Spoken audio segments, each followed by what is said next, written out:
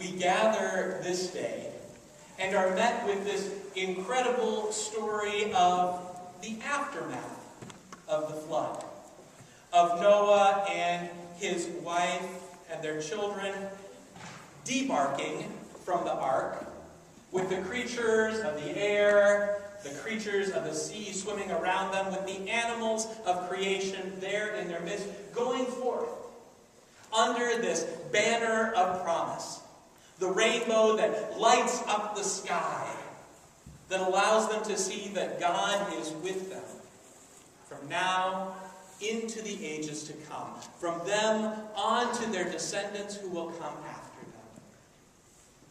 It's a wonderful story. And most of us love that image of the rainbow and that deep sense of promise and God tending to relationship and to creation. Yet, for most of us, we also struggle.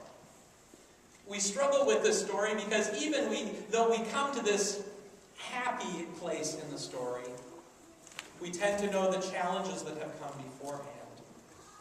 We tend to know that not everyone made it onto the ark, that there wasn't peace and love and rainbows and lollipops for all of the people.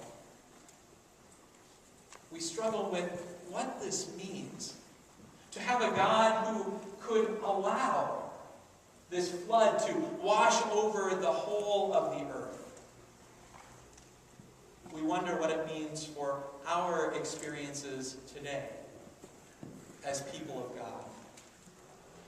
I think it's worth taking some time to unpack this, especially in a more progressive church and tradition. I think it's worth us thinking about why we lift up this story, how we struggle with it, and how we proclaim God's love and mercy on the other side of the story.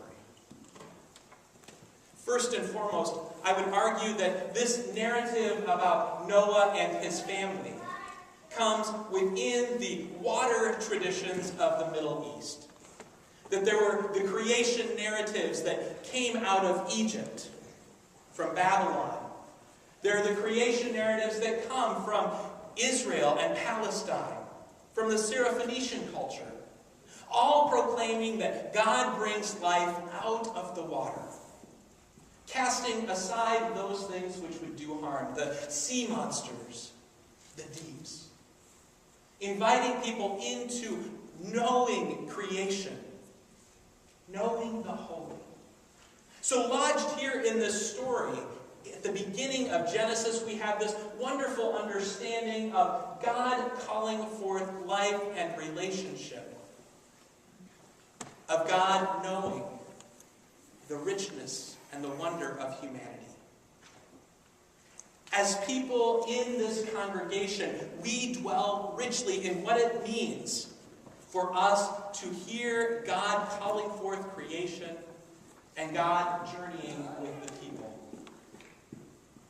We also look around at the world today, and we know that the world is not the way God intended. Now, we can use the story of the serpent in Genesis and think of this mythic understanding of what it means for evil, temptation, trial, sinfulness, brokenness, however we want to name it, to come slithering into our lives and into the life of the world. And we know that it's not an isolated incident. That Adam and Eve, humanity at the beginning, messed up. That those who come after them mess up.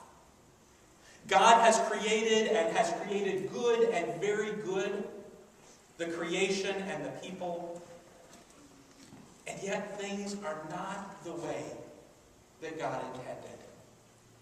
I would argue that largely it's because God has given us a free will.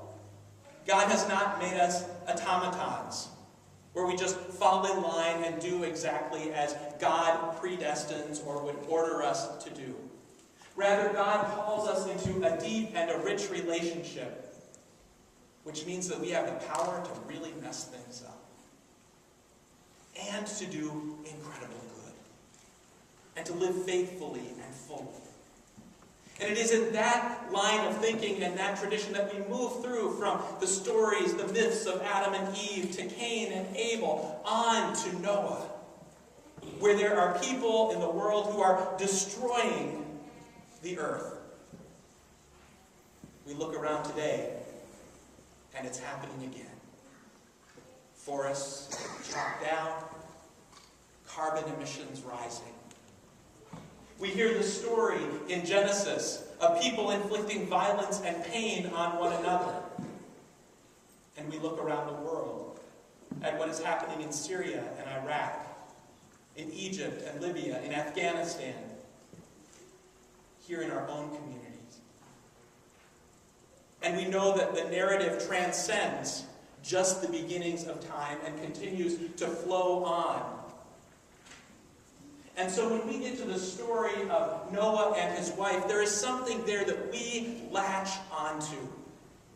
There is something there that claims our hearts to say that the beloved community, the intention that God has at the beginning, has not been completely lost. That all along the line there are these signs of hope and promise breaking in, that God is a banner over us. In the sign of a rainbow, in the words of mercy and compassion that are spoken over and over again. And we dwell richly in those points of promise. It is there that we center ourselves at the beginning of worship throughout Lent.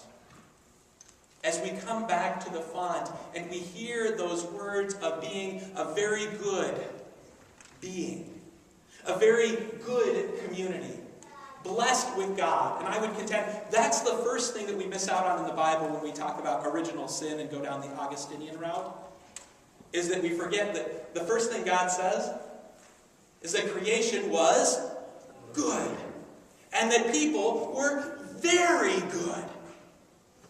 So we start in the point of original blessing. We realize that things get messed up. And then we look for the promise that continues to guide us throughout. That claims us and reclaims us as very good. During Lent, we come to the font and we hear those words. And in the narrative of Jesus at the Jordan, we hear that this is God's beloved Son, God's beloved child.